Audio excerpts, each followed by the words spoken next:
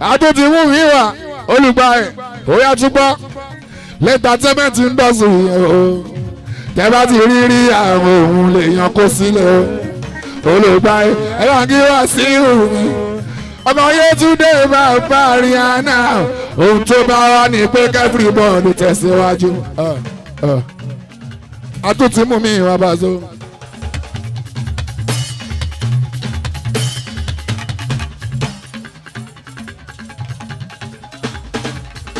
Olùgbàyè lẹ́ńtàtẹ́mẹ̀tì ń dọ̀sùrì o tẹ́ bá ti rí àwọn òun lè yan kó sílẹ̀ o olùgbàyè. ẹ bá kí wá sí ìhùwò Yétúndé máa bá Rihanna o ohun tó bá wà ní pé kẹ́bí bọ́ọ̀dì tẹ̀síwájú.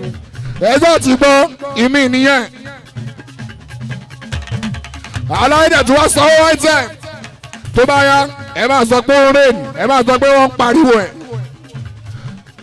Promoter alákìyẹn ló appreciate wáyé pàṣẹ ẹ̀yin kan a máa kí a máa pè yín ẹ̀jẹ̀ a máa jókòó bí Abíọ́lá Alábí ẹsẹ̀ o lábà ẹ̀kọ́ without no kọ́bọ̀ láti mú wa.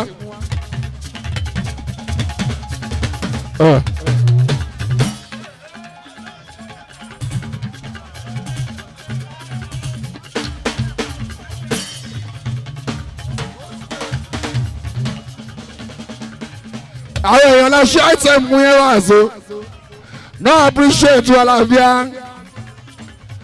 number lion number universe number money ògàrè kó sílé ó tún appreciate orúkọ àwọn tó wà nù item yẹn wá so ojú wàrà ògàrè kó sílé global Wàsíù ní ọkọ̀ òtáyé tí òye tó rẹ báńkì l'entertainment industry o tẹ́lá ti rí àwọn òun lè yan kó sílẹ̀ olùgbàyè. ẹ bá kí wá sí ìhùwò ọkọ̀ Yétúndé máa ń bá rí à ohun tó bá wà ní pé kẹ́fìrì bọ́ọ̀lù tẹ̀síwájú. tẹ́lẹ̀ ẹ̀jẹ̀ àmọ́ ti tẹ́lẹ̀ jì bọ́lá tó sọ pé ẹgbẹ́ kìlẹ̀ yìí ẹ̀yìn olólùfẹ́ wà o torí rí àlàwà ọdún ẹ̀ ní ọmọ kò tè kó rí olùgbàyè wá sọ̀rọ̀ ká ọkọ̀ Yétúndé bàbá rí ya ó ṣe dáadáa lẹ́tà tó rẹ̀ bọ̀ ṣe. ó ṣe nọ́ọ̀mà fún wa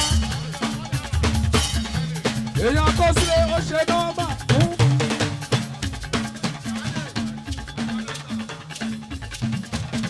ìjà ọmọdé ó ṣe nọ́ọ̀mà.